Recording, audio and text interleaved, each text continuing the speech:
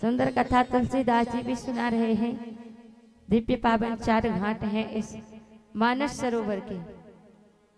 बाबा भोलेनाथ की लाश पर बैठ करके माँ भवानी पार्वती को राम कथा सुना रहे हैं और प्रयागराज की पावनमय भूमि पर बैठकर याज्ञवल्लभ भरद्वाज जी को सुनाते हैं कथा। आप कल दिव्य मंगलमय कथा को सुन रहे थे। बताइए कल क्या सुन करके गए थे?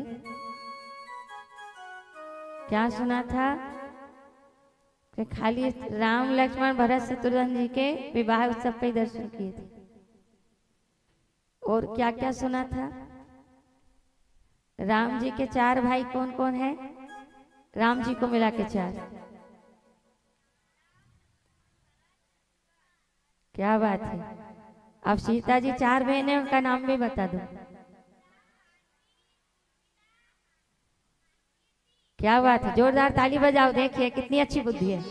ये तो हमें यहाँ भी जहाँ ठाकुर जी का निवास हमारा, वहाँ आकर वो सुनाते हैं, स्तुति सुनाते हैं, राम जी की सुनाते हैं, हनुमान चालीसा सुनाते हैं। बच्चों से शिक्षा लेनी चाहिए। बहुत सुंदर। और नित्य नए ऐसी आपकी प्रखर बुद्धि बढ़ती रहे। व्यासपीठ से ऐसे राम जी और ठाकुर जी से प्रार्थना है हमारी। अच्छा, राम जी जनकपुर गए थे तो मार्ग में शिला में कौन सी स्त्री लेटी हुई थी? राम जी का नाम गा रही थी। कौन थी? अहिल्या जी। अहिल्या जी किसकी पत्नी थी? किनकी थी? गौतम ऋषि जी की। गौतम नारी श्राप बश उपल देह धरि धीर, चरण कमल रज चाहती कृपा करो रघुवीर। सो राम जी ने किनके यज्ञ की रक्षा करी थी? जनकपुर जाते जाते पहले राम जी को लेने कौन आए थे? अब आप लोग मत बताइएगा, अब यहां से बताइए।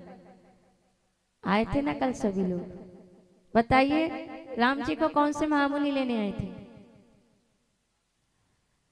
आप लोगों को सब पता, वो भी आगे आगे वाले को पता है कि पीछे वाले को भी पता है? विश्वामित्र जी लेने आए थे। बहुत अच्छी बात है। सो भगवान की सुंदर सुंदर कथाएं हैं। यज्ञ की भी रक्षा करते हैं और भगवान जनकपुर की अनंत लीलाओं के साथ भगवान का जनकपुर में विवाह उत्सव मनाया जाता है। बाकी लोगों को नहीं पता क्या सुन करके गए थे कि खाली 4 जोड़ों का दर्शन कर गए थे हम। बीच की कथा गायब। सुनत श्रवण पाई विश्राम आए भगवान की कथा। अब कुछ लोग सो गए हो तो क्या पता, आंख बंद करके। कि राम कथा ऐसी ही है। एक व्यक्ति राम कथा सुनने गया सेठ जी। वो कभी कथा में जाते नहीं थे। उसके कपड़े की दुकान थी, वो कपड़ा ही बेचता रहता था। एक व्यक्ति ने कहा भैया तुम कभी कथा नहीं सुनने जाते, तुम्हारे घर के पास चल रही। सुनने का आज तो जाऊंगा। सो कथा सुनने के चला गया। वो कथा में एक भाई बैठा था बड़ा सुंदर कुर्ता पहन करके, उसके जस्ट पीछे आकर के बैठा। अब सुनते सुनते उसको नींद आ गई और नींद में वो सपने में चला गया। सपने में गया तो सपने में उसकी दुकान पे पहुंच गया। बैठा था कहाँ? कथा में। तन बैठता, कभी कथा में मन नहीं बैठ पाता। बहुत कम है कि मन बैठ पाए। वे सेठ जी कथा में तो बैठे आके, लेकिन नींद आ गई कथा में आते ही। सो नींद में पहुंच गए सेठ जी अपने कपड़े की दुकान पर। अब कथा में बैठे, लेकिन जब मन पहुंच गया अपनी दुकान पर उसके, तो वहीं का सपना देखने लगा कथा में बैठकर।